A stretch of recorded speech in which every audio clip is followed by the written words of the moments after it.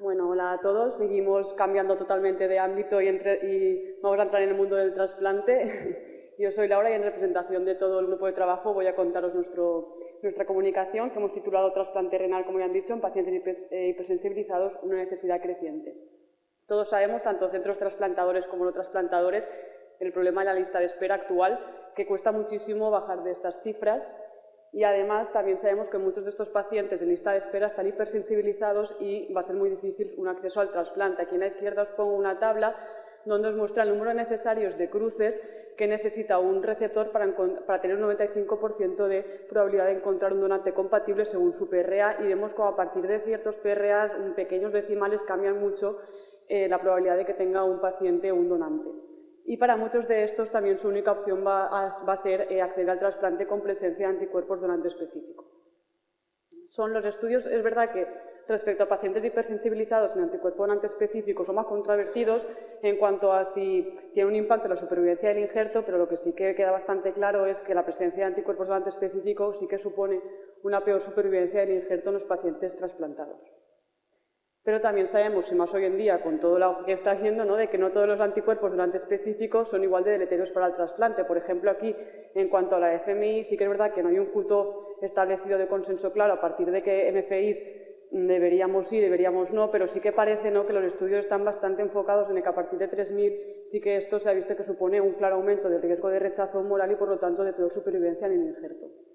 Por tanto, con todo este background, nuestros objetivos fueron analizar la evolución de los pacientes trasplantados con anticuerpo donante específico preformados realizados en nuestro centro, comparándolo con un grupo de pacientes hipersensibilizados sin presencia de estos anticuerpos donante específico.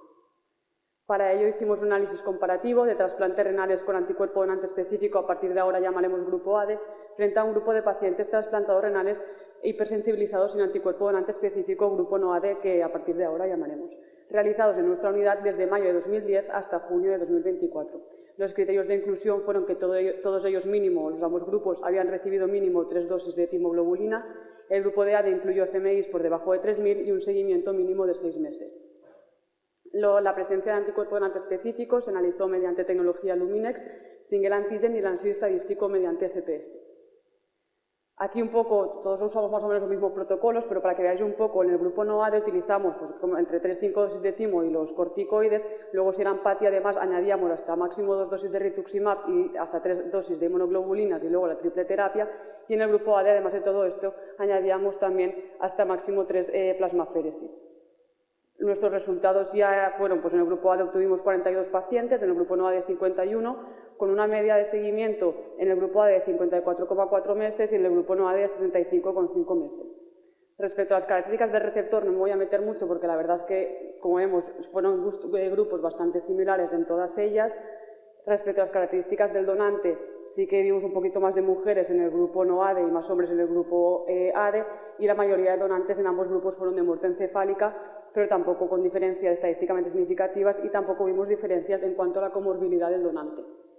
Respecto a la evolución post-trasplante, el tiempo de isquemia fría fue similar en ambos grupos, la número de dosis de timo también fue similar, lo cual eso también hace que ambos grupos es interesante porque lo hace bastante comparables en cuanto a dosis de inducción de timoglobulina, y el tiempo de estancia hospitalaria también fue similar en ambos grupos. Respecto al retraso de función del injerto, medida como necesidad de diálisis en la primera semana post-trasplante, tampoco vimos diferencias. Aquí sí, ya en el rechazo agudo no vimos diferencias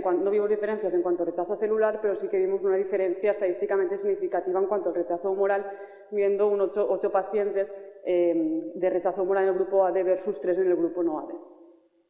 Metiéndonos un poquito más en los anticuerpos donante específico, vimos que teníamos un 68% de pacientes clase 1, 31% clase 2, con un PRA medio de 68,82, y sí que vimos un porcentaje mayor de rechazo humoral en la clase 2, pero la N es muy pequeñita y tampoco esto resultó estadísticamente significativo. Respecto a complicaciones post-trasplante, medimos la enfermedad CMV y reingresos infecciosos, en los cuales, aunque reingresos infecciosos no es significativo, pero sí que vemos que es un número en ambos grupos considerable de reingresos. Igual que en hitos de repetición, sí que salió más y estadísticamente significativo en el grupo no ADE.